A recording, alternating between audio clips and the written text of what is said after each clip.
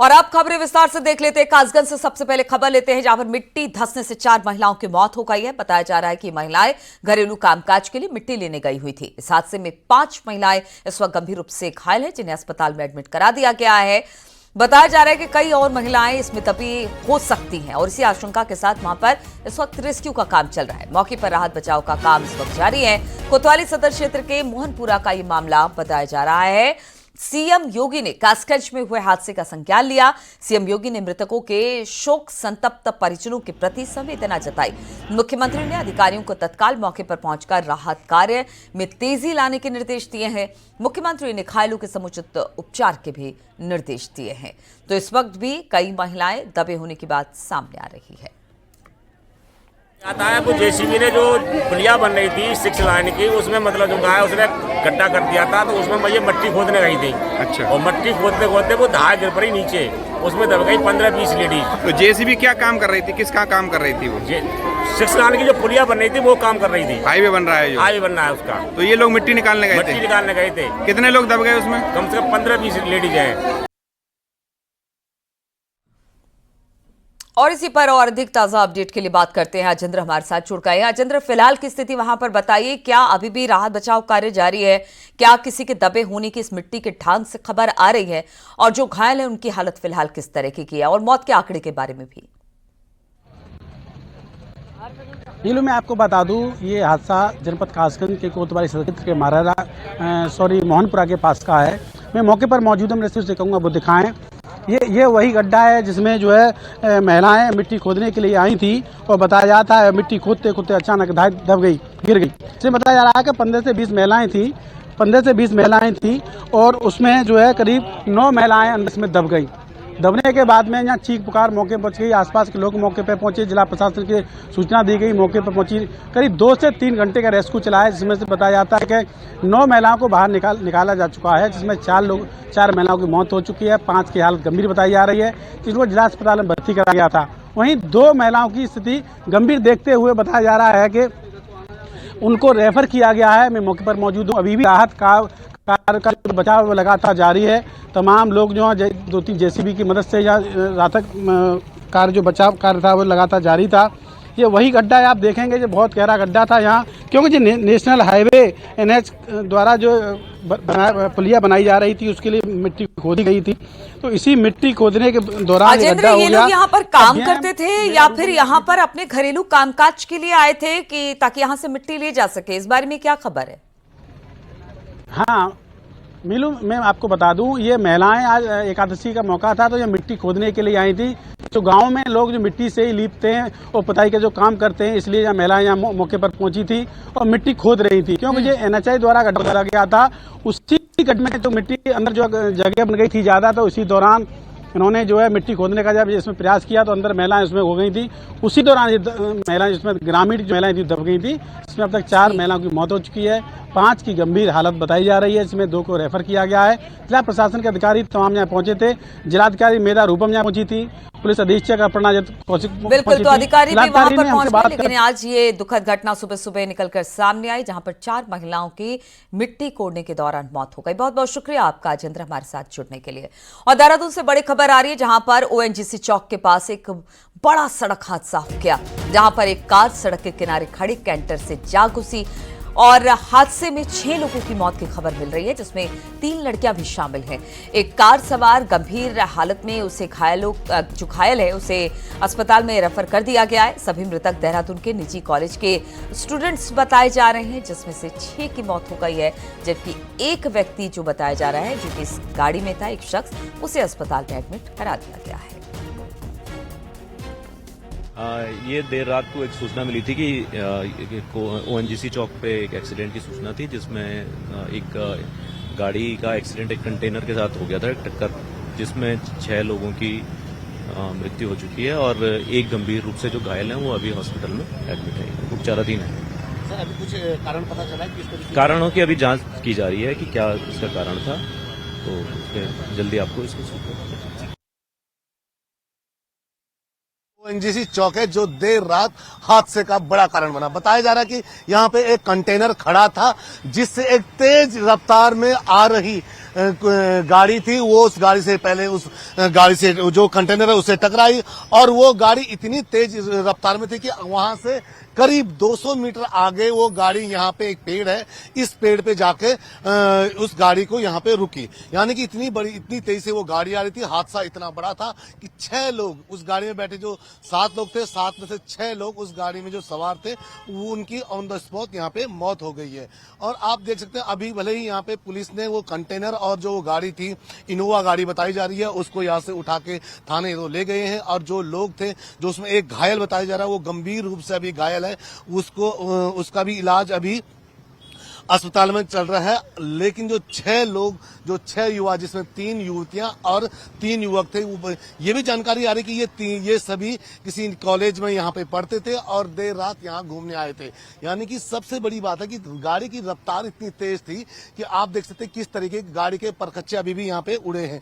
उसमें कहीं ना कहीं 6 लोगों की मौत हो गई है और एक जो युवक है वो अभी भी गंभीर हालत में अस्पताल में उसके मौत और जिंदगी से जूझ रहा है।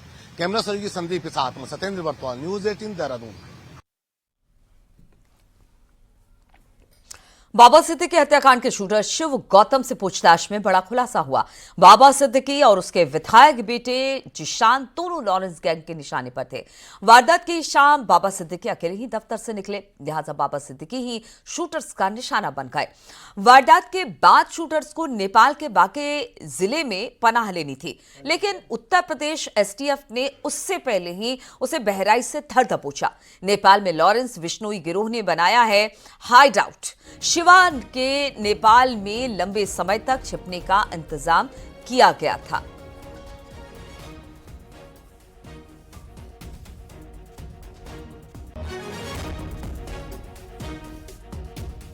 तो शूटर शिवा नेपाल भागने की फिराक में था और यहीं पर लंबे समय तक उसके छिपने का इंतजाम किया गया था।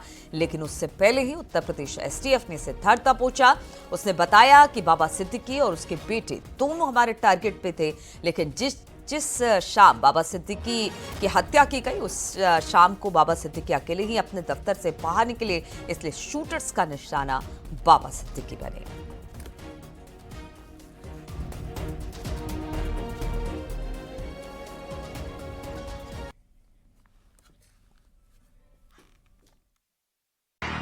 मुंबई के बाबा सिद्दीकी हत्याकांड में शामिल शूटर शिवा गौतम ने सनसनीखेज खुलासे किए हैं।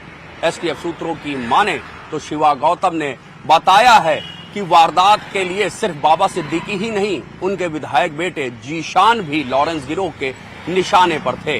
लेकिन वारदात के दिन बाबा सिद्दीकी अकेले ही दफ्तर से निकले, लिहाजा शूटर्स ने बाबा सिद्दीकी को ढूंढ डाला। तय प्लान के मुताबिक सभी शूटर्स को भागकर बहराइच के रास्ते नेपाल जाना था। नेपाल के बांके जिले के मोहल्ले शमशेरगंज में लॉरेंस गिरोह ने बना रखा है अपना हाइड आउट। लंबे समय तक शूटर्स को यहीं पर छिपना था, लेकिन यूपी एसटीएफ और मुंबई क्राइम ब्रांच के ज्वाइंट ऑपरेशन में शिवा गौतम अपने मददगारों के साथ बहराइच से हुआ गिरफ्तार, जब वो बॉर्डर पार करने की कोशिश कर रहा था। कैमरामैन गोपीगिरी के साथ ऋषभ मणि त्रिपाठी, न्यूज़ 18 लखनऊ।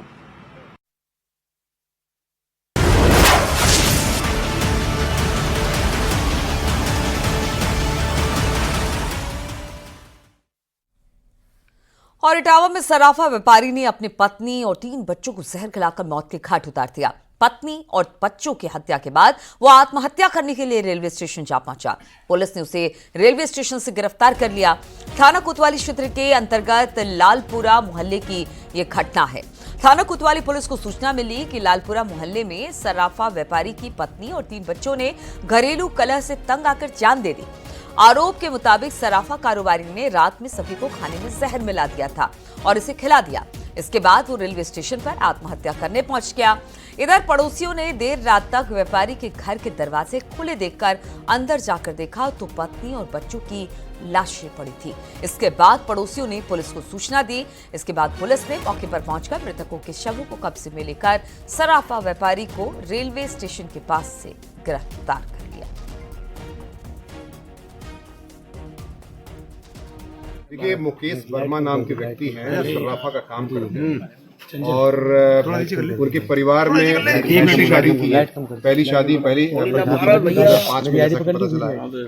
और जहां तक जानकारी हुई है कि वो रेलवे स्टेशन पर स्वयं आत्महत्या करने के लिए गए हुए थे। रेलवे ट्रेन जो जा रही थी उसके नीचे स्वयं लेट गए थे। तो वो कुछ आपसी विवाद, जो घरेलू विवाद होता है, उससे तंग आकर के इस तरह का निर्णय पूरे बच्चों को और पत्नी समेत आत्महत्या करने का निर्णय लिया था। झांसी में बेकाबू कार ने बाइक में टक्कर मार दी और इस हादसे के बाद कार बाइक को करीब 1 किलोमीटर तक घसीट कर लेकर गई। इसके बाद जैसे ही कार रुकी, भीड़ ने कार सवार की बेरहमी से पिटाई कर दी। मऊरानीपुर कोतवाली इलाके में यह हादसा हुआ। हादसे की घटना सीसीटीवी कैमरे में कैद हो गई। हादसे के बाद कार को रोकने की बजाय ड्राइवर बाइक को कार के आगे खींचता हुआ लेकर चला गया। लोग पीछे पीछे कार का पीछा करते रहे।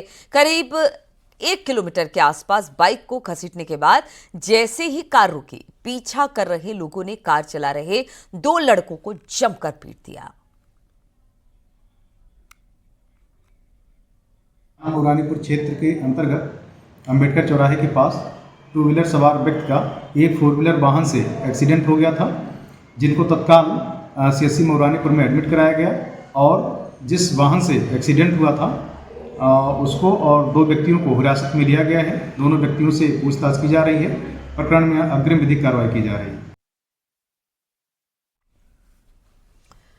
आजमगढ़ पुलिस ने 1 लाख के नकली नोटों के साथ 3 आरोपियों को गिरफ्तार किया। गिरफ्तार आरोपियों के कब्जे से 1 लाख के नकली नोट, 3 मोबाइल फोन बरामद किए गए हैं।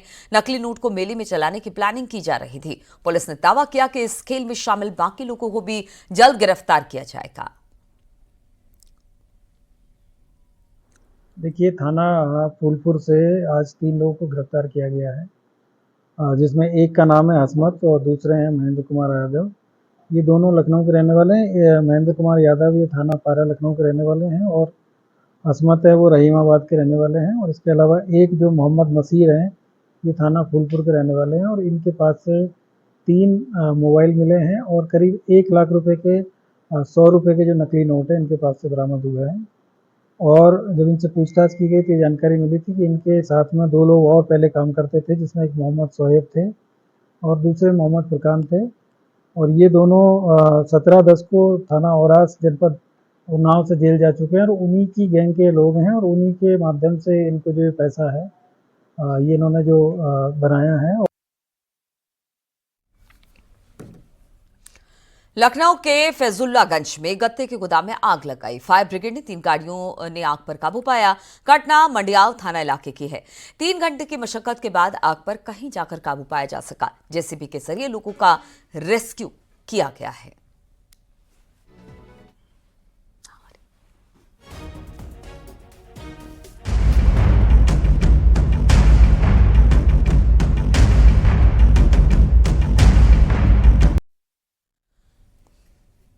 और प्रयागराज में उत्तर प्रदेश लोक सेवा आयोग के दफ्तर के बाहर प्रतियोगी छात्रों का प्रदर्शन लगातार जारी है।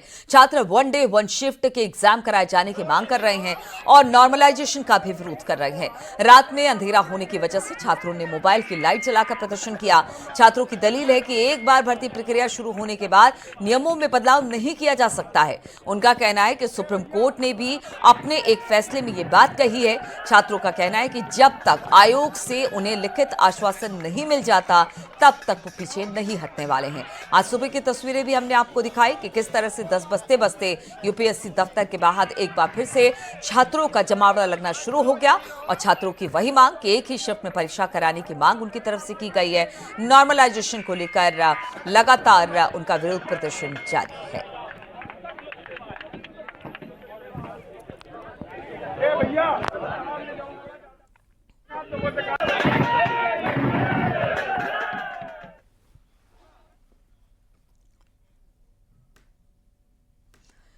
प्रयागराज में DM Ravindra Kumar, police commissioner Tarun Gaba और आयोग के कुछ अधिकारियों ने प्रतियोगी छात्रों से बातचीत की।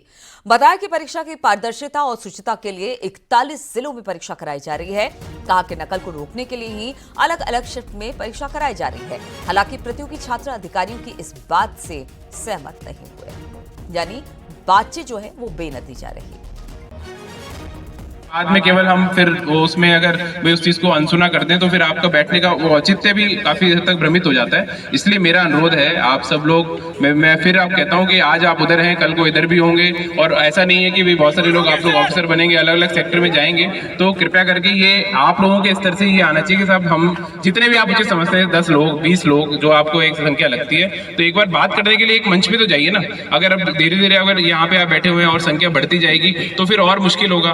तो मेरा अपील आप लोगों से ये कि आप लोग आपस में चर्चा कर लीजिए, जो भी आप 20 लोग बनाना चाहते हैं 20 लोग बना लीजिए, एक आपका कोई प्रतिनिधि मंडल तो होना चाहिए ना कि साहब ये हमारी बातचीत है, ये हम आपसे कह रहे हैं और ये भी हमारा जो आयोग के अधिकारीगण है उनसे आप हमारी अपनी बात करूं तो आप हमारी चर्चा करा दें। तो उसके बाद में चर्चा तो होना, अब सड़क पे चर्चा होना आप सबको पता है कि मतलब वो पॉसिबल नहीं है। अभी हो सकता है कि भाई आप लोग चूंकि अभी बैठे हुए हैं, प्रोटेस्ट कर रहे हैं, तो इसलिए ये चीज हो सकती है। यूपी लोक सेवा आयोग के बाहर लगातार प्रतियोगी छात्रों का विरोध प्रदर्शन जारी है और आज विरोध प्रदर्शन का दूसरा दिन है। आयोग के गेट नंबर 2 के बाहर तमाम प्रतियोगी छात्र बैठे हुए हैं, इनके हाथों में पोस्टर बैनर है और अनूठे अंदाज में खाली बोतलें पटक कर, इसके साथ साथ ड्रम बजाकर लगातार विरोध प्रदर्शन कर रहे हैं। सुबह 9 बजे यहाँ पर डीएम रविंद्र कुमार मांदड़ और पुलिस कमिश्नर तरुण गाबा यहाँ पर पहुंचे हैं। उन्होंने प्रतियोगी छात्रों से बातचीत की कोशिश की है, उन्हें समझाने की कोशिश की, एक बार फिर से कहा कि वो एक करीब 10 से 20 लोगों का प्रतिनिधि मंडल बना लें और उसी प्रतिनिधि मंडल के जरिए वो टेबल टॉक करें। आयोग के सचिव से उनकी मुलाकात कराई जाएगी, उसके बाद उनके जो ग्रीवांसेस हैं उसको सामने रखा जाएगा। और अभी भी जो यहाँ पर पुलिस कमिश्नर और डीएम है, ये दोनों अधिकारी लगातार प्रतियोगी छात्रों से बातचीत कर रहे हैं, उनसे ये अनुरोध कर रहे हैं, ये अपील कर रहे हैं कि एक प्रतिनिधि मंडल बनाएं और उसके बाद वो टेबल टॉक के लिए तैयार हो। लेकिन जो प्रतियोगी छात्र हैं उनकी एक ही मांग है कि जो पीसीएस प्री 2024 की परीक्षा है जो 7 और 8 दिसंबर को प्रस्तावित है, इसके अलावा आरओ की जो प्रारंभिक परीक्षा है 2023 की जो कि 22 और 23 दिसंबर को प्रस्तावित है, दोनों परीक्षाएं एक दिन में एक शिफ्ट में किया जाए और नॉर्मलाइजेशन का विरोध करें, यानी कि नॉर्मलाइजेशन नहीं चाहिए। उधर मायावती ने भी प्रयागराज में चल रहे यूपी पीसीएस के बाहर अभ्यर्थियों के प्रदर्शन को लेकर सरकार पर निशाना साधा है।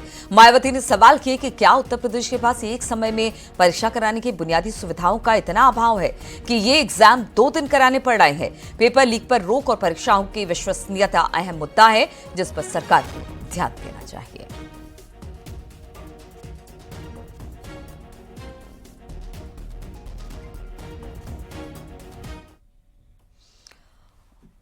और अब यूपी पीसीएस की परीक्षाओं पर आयोग का भी बयान आ गया है। परीक्षा की शुचिता और यूपी पीसीएस की प्राथमिकता, गड़बड़ी की कोई संभावना नहीं है। परीक्षा केंद्र बनाए जाने से सावधानियां, सुप्रीम कोर्ट के आदेश का पालन हो रहा है। एग्जाम को लेकर किसी तरह का कोई भ्रम ना फैलाया जाए। तो अब आयोग की तरफ से भी बयान आ गया है, यानी कि जो अलग अलग दिनों पर परीक्षा होनी थी उस पर आयोग अब भी कायम है। यूपी पीसीएस की परीक्षा पर आयोग का बयान आया। उन्होंने कहा कि परीक्षा की शुचिता और यूपी पीसीएस की प्राथमिकता क्या है। उन्होंने बताया कि गड़बड़ी की कोई संभावना नहीं है, यानी जिस तरह से पीछे पेपर लीक हुआ उसे लेकर किसी तरह की कोई गड़बड़ी की संभावना ना हो। परीक्षा केंद्र इसीलिए बनाए गए हैं ज्यादा से ज्यादा और अलग अलग दिनों पर परीक्षा ली जा रही है। और साथ ही उन्होंने कहा कि सुप्रीम कोर्ट के आदेश का यहां पर पालन हो रहा है, किसी तरह की कोई भ्रम फैलाने की कोशिश ना करें।